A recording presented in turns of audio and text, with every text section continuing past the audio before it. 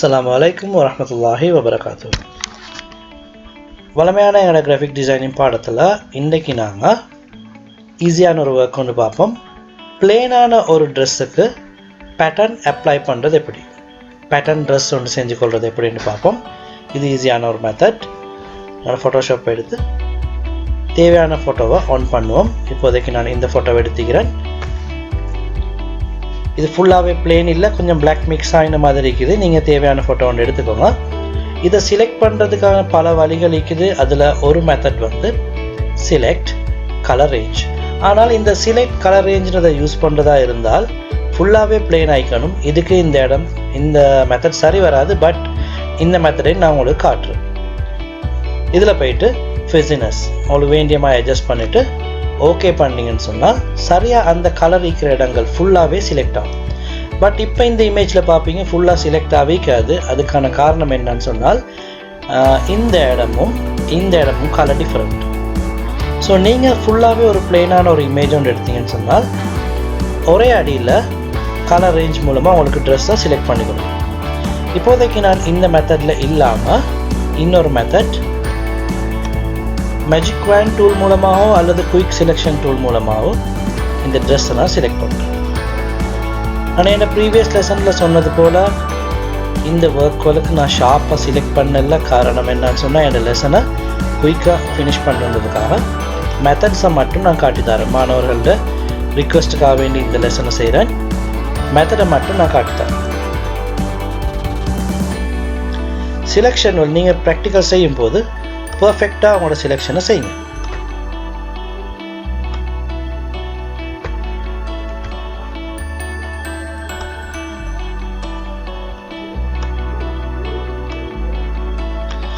Okay, இப்படி செலெக்ஷனை செஞ்சுட்டு right click layer வியா காப்பி ஓ கண்ட்ரோல் ஜே உங்களுக்கு யூஸ் பண்ணிடும். கண்ட்ரோல் ஜே யூஸ் பண்ணுறதோட பாருங்கள் அது ஒரு வேறொரு லேயராக வந்திக்கும். நான் செலக்ட் பண்ண ட்ரெஸ் மட்டும் வேறொரு லேயராக வந்திக்கும். இதை நான் மூவ் பண்ணாமல் இப்படியே வச்சுக்கொண்டு இந்த லேயரை நான் கண்ட்ரோலோட கிளிக் பண்ணுறேன். இப்போ அவதானிங்க ஃபுல்லாக லேயர் செலக்டில் ஆகிக்குது. பட் நான் கண்ட்ரோலோட இந்த துண்டை கிளிக் பண்ணுறது மூலமாக அது செலெக்ஷனாக மாற்றம் அடைஞ்சிருக்கு. இப்போ எனக்கு தேவையான பேட்டர்னை ஆன் பண்ணுறேன். File open. நான் இன்டர்நெட் மூலமாக பிக்சர் ஒன்று டவுன்லோட் பண்ணிக்கிறேன். இதைத்தான் நான் அந்த ட்ரெஸ்ஸுக்கு அப்ளை பண்ணணும். ஸோ இதை முதல்ல நான் என்னோட பேட்டர்ன் லே அவுட்டை நான் சேவ் பண்ணிக்கொள்வேன். Edit define pattern. எனக்கு தேவையான நேம் ஒன்று கொடுத்துட்டு ஓகே பண்ணுறேன். இப்போ அது பேட்டர்னில் சேவ் ஆகிடுச்சு. என்னோடய வளமையான டிசைனுக்கு வந்து இந்த இடத்துல அட்ஜஸ்ட்மெண்ட் மூலமாக பேட்டர்ன்றதை கிளிக் பண்ணுங்கள். உங்களுக்கு ஆட்டோமேட்டிக்காக அந்த பேட்டர்ன் அப்ளை ஆகும். இப்போ பாருங்கள் அந்த ட்ரெஸ்ஸுக்கு நாங்கள் யூஸ் பண்ண பேட்டர்ன் அப்ளை ஆகிக்கும்.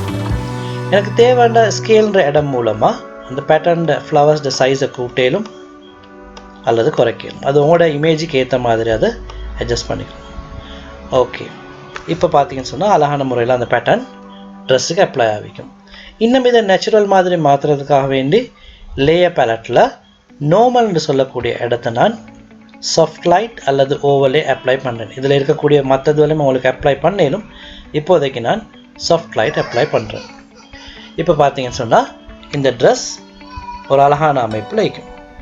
இந்த ட்ரெஸ்ஸோட கலர் எங்களுக்கு மாற்றிக்கொள்ளும். லேயர் 1 கிளிக் பண்ணிட்டு அகெயின் கண்ட்ரோல் ஹியூ சேச்சுரேஷன். இதில் கலரைஸ் ஹியூ சேச்சுரேஷனில் கலரைஸ்ன்றதை கிளிக் பண்ணிட்டு உங்களுக்கு வேண்டிய மாதிரி பேலன்ஸ் பண்ணுங்கள். இப்போ பாருங்கள் அந்த ட்ரெஸ்ஸோட கலர்ஸை டிஃப்ரெண்ட்டான முறையில் சேஞ்ச் ஆகும். ஸோ இது ஒரு ஈஸியான ஒரு மெத்தட். நாங்கள் இன்னும் ஒரு இமேஜுக்கு இதே ஒர்க்கை செஞ்சு பார்ப்போம்.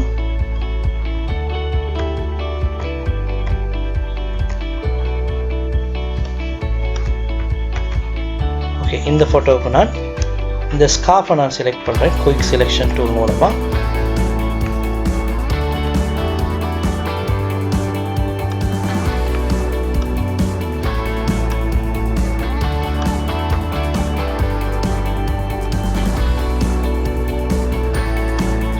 ஓகே, கண்ட்ரோல் ஜே கண்ட்ரோலோட நான் இந்த லேயரை கிளிக் பண்ணுறதோட செலெக்ஷனாக மாற்றம் அடைஞ்சிடும். எனக்கு தேவையான பேட்டர்ன் இமேஜை ஆன் பண்ணுறேன். இதை நான் பேட்டர்னில் இப்போ சேவ் பண்ணணும். Edit, define pattern, name, okay. இப்போ இதை நான் அட்ஜஸ்ட்மெண்ட் மூலமாக லோட் பண்ணுறேன் பேட்டர்ன். இப்போ பாருங்கள், அந்த பேட்டர்ன் இதுக்கு அப்ளை ஆகும். ஸோ இதையும் நான் லேயர் பேலட்டில் எனக்கு தேவையான மாதிரி நான் இதை சேஞ்ச் பண்ணுறேன்.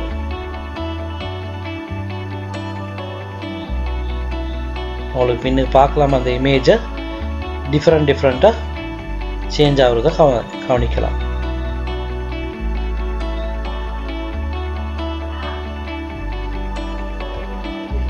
பாருங்க, ஒவ்வொரு மாதிரி இருக்கு.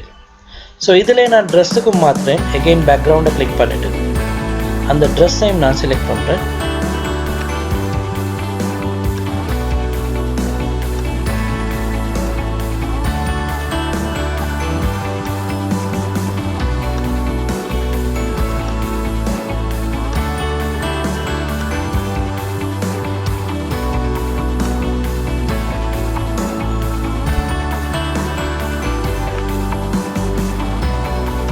ஓகே, இந்த ட்ரெஸ்ஸுக்கு நான் Ctrl J, Ctrl கிளிக், இன்னும் ஒரு இமேஜ் ஆன் பண்ணுறேன்.